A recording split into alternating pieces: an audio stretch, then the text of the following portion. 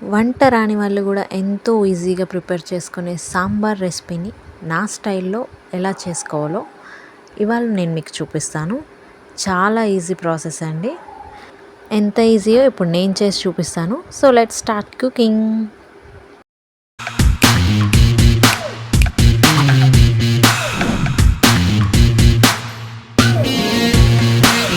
So first sambar కోసం కావాల్సిన పదార్థాలు: ఉల్లిపాయలు, పచ్చిమిర్చి, క్యారెట్, సొరకాయ ముక్కలు, ములక్కాయలు అండ్ టమాటాలు, కొంచెం చింతపండు నానబెట్టేసి పెట్టుకోండి. అండ్ నేను ఆల్రెడీ పప్పు ఉడకబెట్టేసుకున్నాను. And my secret ingredient MTR sambar powder, చాలా బాగుంటుంది. అండ్ ఇప్పుడు స్టవ్ ఆన్ చేసి ఒక గిన్నె పెట్టుకొని 4 టేబుల్ స్పూన్స్ వరకు ఆయిల్ తీసుకుందాం. అండ్ క్వాంటిటీ ఎక్కువ ఉంటే ఇంకొక టేబుల్ స్పూన్ యాడ్ చేయొచ్చు ఆయిల్, కొలతను బట్టి. అండ్ ఆయిల్ కొంచెం హీట్ అయ్యాక వెల్లుల్లి రెబ్బలు తీసుకొని వాటిని కచ్చావిచ్చగా దంచి అందులో వేసుకోవాలి. బాగా స్మాష్ చేయకూడదు, లైట్గా కొంచెం చిదిమి అందులో వేసేసుకోవాలి. వెల్లుల్లి రెబ్బలు, అలాగే పచ్చెనపప్పు, సాయమినపప్పు, ఆవాలు, జీలకర్ర, ఎండుమిర్చి అండ్ కొద్దిగా కరివేపాకు. మరీ ఎక్కువ హై ఫ్లేమ్లో పెట్టకూడదు, కొంచెం మీడియం ఫ్లేమ్లో పెట్టుకొని తాలింపు వేసుకోవాలి. అండ్ తాలింపు వేగిన తర్వాత అందులోకి ఇప్పుడు మనం కట్ చేసి పెట్టుకున్నాం కదా ఆల్రెడీ కూరగాయ ముక్కలన్నీ, వాటిని మెల్లగా యాడ్ చేసుకోవాలి. ఫస్ట్ ఉల్లిపాయలు అండ్ పచ్చిమిర్చి యాడ్ చేసుకుందాం. ఉల్లిపాయలు నేను నార్మల్గా కట్ చేశాను. సాంబార్ ఆనియన్స్ ఉంటే మీరు డైరెక్ట్గా పెద్ద పెద్ద ఆనియన్స్, అవే సాంబార్ ఆనియన్స్ వేసుకుంటే ఇంకా టేస్ట్ బాగుంటుంది. నాకు అవైలబిలిటీ లేక నార్మల్ ఆనియన్సే తీసుకున్నాను. అందులో కట్ చేయాల్సి వచ్చింది, అందుకే ముక్కల్లాగా. సో ఆనియన్స్, పచ్చిమిర్చి వేసి అవి కొంచెం మగ్గాక, అంటే కొంచెం ఉల్లిపాయ పచ్చివాసన పోవాలి అండ్ కొంచెం మెత్తబడాలి ఉల్లిపాయ. ఆ టైంలో కొంచెం పసుపు,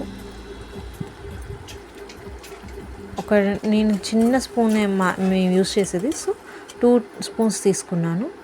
ఆ తర్వాత క్యారెట్, ములక్కాయ ముక్కలు, సొరకాయ ముక్కలు యాడ్ చేసుకోవాలి. వీటన్నిటిని బాగా కొంచెం కలిపేసి ఇందులో మనం ఇప్పుడు ఉప్పు వేసుకుందాం. కూరగాయ ముక్కల్ని ఒకేసారి యాడ్ చేయకూడదు తాలింపులో, అంటే ఒక్కొక్కటి ఒక్కొక్కలాగా మగ్గుతుంది కదా. సో మెల్లిగా యాడ్ చేసుకోవాలన్నమాట ముక్కలు అనేవి, ఒకేసారి యాడ్ చేసుకోకూడదు. అవి కొంచెం ఇట్లా మగ్గుతూ ఉన్నప్పుడే మనం అందులో ఉప్పు వేసుకోవాలి. నేనైతే గల్లుప్పు వాడుతున్నాను. నార్మల్ సాల్ట్ కంటే గల్లుప్పు టేస్ట్ బాగుంటుందండి, సో నేను అదే ఎక్కువ యూస్ చేస్తాను. ఇవన్నీ వేసి కలిపేసిన తర్వాత మిగిలిన టమాటా ముక్కలు లాస్ట్లో యాడ్ చేసుకుందాం. ఎందుకంటే టమాటా ఈజీగా మగ్గిపోతుంది కాబట్టి లాస్ట్లో యాడ్ చేసుకోవాలి. అన్నీ వేసి బాగా కలిపేసి మీడియంలో పెట్టి కాసేపు పక్కన పెట్టిన తర్వాత చూడండి, ఒక 10 మినిట్స్ తర్వాత అందులో కూరగాయ ముక్కల్లో వాటర్ అంతా బయటకు వచ్చి అట్లా వస్తూ ఉంటుంది. నూనె ఆయిల్ సపరేట్ అవుతుంది. అప్పుడు మనం ఒక 2 స్పూన్స్ కారం యాడ్ చేసుకున్నాను నేను. అంటే నేను చేసే క్వాంటిటీకి 2 స్పూన్స్ పడుతుంది. మీకు మీ క్వాంటిటీ, మీ ఇంట్లో కారం ఎంత ఉంటుందో దాన్ని బట్టి మీరు కారం యాడ్ చేసుకోవచ్చు. అండ్ ఇక్కడే ఒక సీక్రెట్ ఉందండి, ఏంటంటే మనం పప్పు మెదిపి పక్కన పెట్టుకోవాలి. ఈలోపే ఆ పప్పుని ఈ మగ్గుతున్నప్పుడే, కారం వేసి కొంచెం మగ్గాకేటప్పుడే ఇవి పప్పు మనం యాడ్ చేసేసుకోవాలి. యాడ్ చేసుకొని పప్పుని కూడా ఈ కూరగాయ ముక్కలతో పాటు మగ్గనివ్వాలి. సాంబార్లో టేస్ట్ ఇక్కడ కొంచెం దీనివల్ల టేస్ట్ మారుతుంది. మీరు ఎలా చేస్తారో తెలియదు కానీ నేనైతే ఇలా యాడ్ చేస్తాను, అంటే మా అత్త నాకు నేర్పించింది.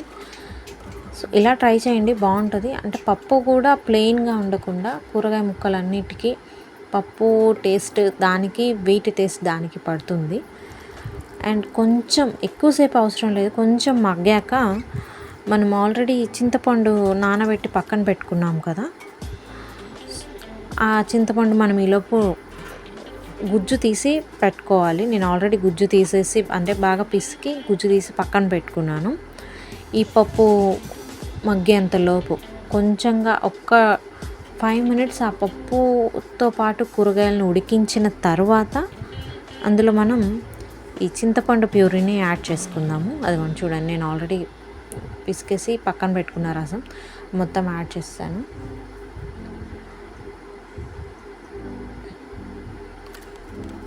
మంచి కలర్ఫుల్గా ఉంది కదా.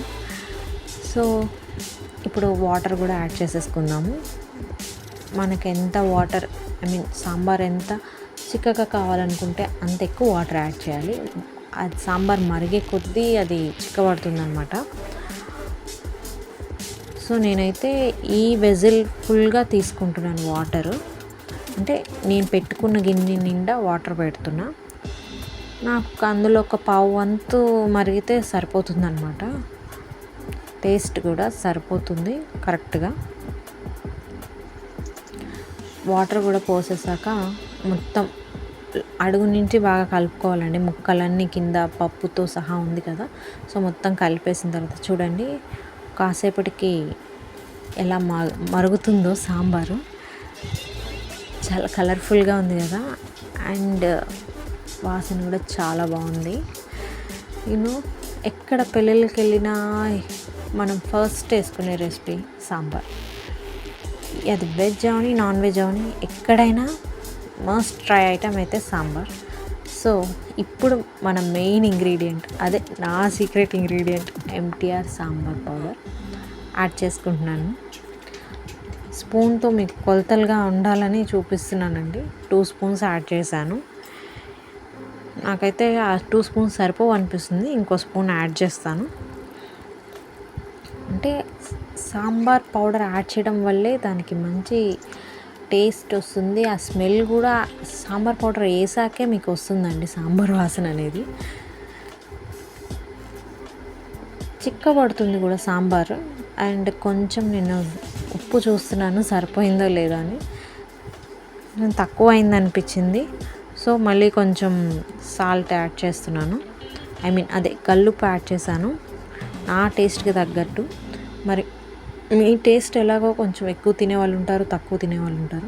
సో మీ టేస్ట్కి తగ్గట్టు యాడ్ చేసుకోండి. అని చెప్పాను కదా, 1 మోర్ స్పూన్ యాడ్ చేశాను నేను. అంతా బాగా కలిపేసుకొని మూత పెట్టుకొని మరిగించేసుకుంటే మన గుమగుమలాడే సాంబార్ రెడీ అయిపోతుంది. సాంబార్ తినని వాళ్ళు ఎవరు ఉంటారండి?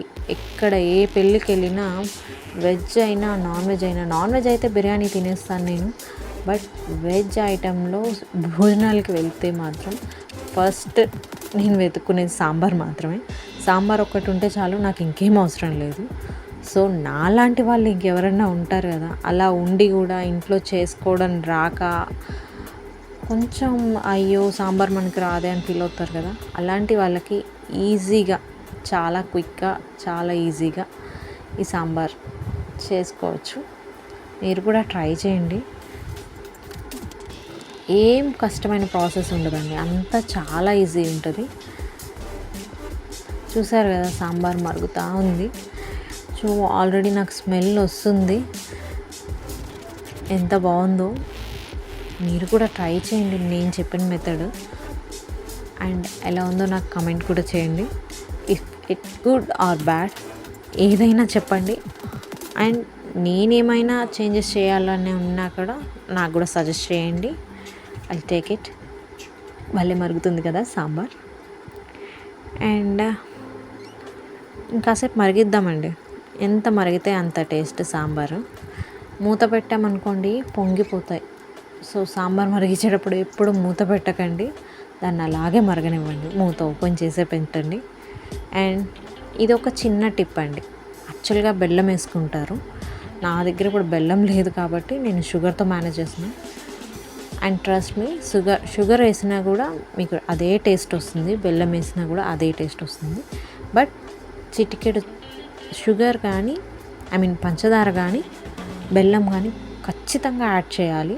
అండ్ ఇంకొంచెం స్వీట్ ఎక్కువ పర్లేదు, సాంబార్ స్పైసీగా కంటే కొంచెం స్వీట్గానే ఉండాలనుకునే వాళ్ళు ఇంకొంచెం బెల్లం కూడా యాడ్ చేసుకోవచ్చు, నో ప్రాబ్లం. బెల్లం యాడ్ చేయడం వల్ల ఏం ప్రాబ్లం ఉండదు. బట్ ఖచ్చితంగా బెల్లం కానీ షుగర్ కానీ యాడ్ చేయాలండి సాంబార్లో, అదే టేస్ట్ వస్తుంది. చూసారా, ముక్కలు కూడా బాగా ఉడికిపోయినాయి అండ్ మన సాంబార్ కూడా బాగా మరిగిపోతుంది. అయిపోయిందండి మన సాంబార్. ఇప్పుడు మేము గిన్నెలోకి తీసి సర్వ్ చేసి మీకు చూపిస్తాను, చూడండి.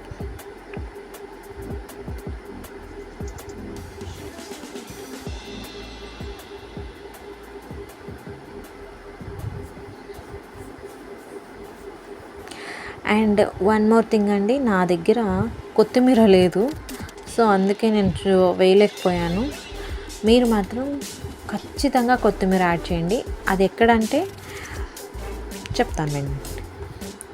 చూడండి, మన గుమ్మగుమ్మలాడే సాంబార్ రెడీ అయిపోయింది కదా.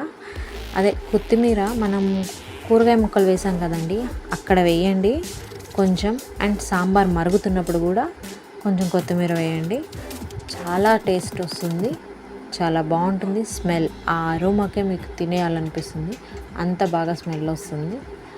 సో మిస్ చేయకుండా ఈ సాంబార్ ఎలా ఉందో ట్రై చేసి నాకు కూడా కమెంట్ చేయండి ప్లీజ్.